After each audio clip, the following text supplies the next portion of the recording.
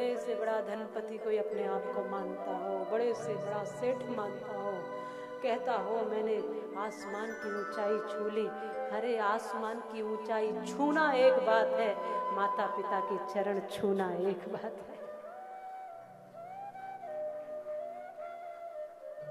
बड़ी बड़ी ऊंची कुर्सियों पे, गद्दियों पे, पदवियों पे बैठना एक बात है, और माता पिता के चरणों में बैठना एक बात है।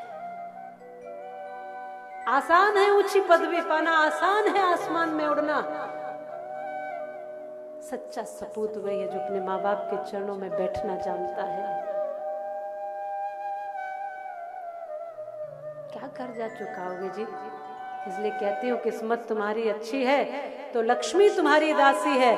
कर लो माता पिता की सेवा, तुम्हारे घर में ही मथुरा काशी है, तुम्हारे घर में सारे तीर्थ है जी। ये कथा आज के महात्मा की कथा है, प्रथम दिवस में भागवत कथा का। अगर वास्तव में 33 कोटि देवता और श्री ठाकुर जी राधा रानी सहित प्रसन्न करने हैं, अगर वास्तव में अपने जीवन का कल्याण करना है, तो घर के देवता जो प्रथम देव हैं माता पिता, इनको प्रसन्न रखना सीखिए, इनके चरणों में बैठना सीखिए, इनका आशीर्वाद लेना सीखिए। 33 कोटि देवताओं की यात्रा भी कर लेना, लेकिन पहले अपने माता पिता के पास तो बैठना सीखो। वो अपने आप प्रसन्न होंगे।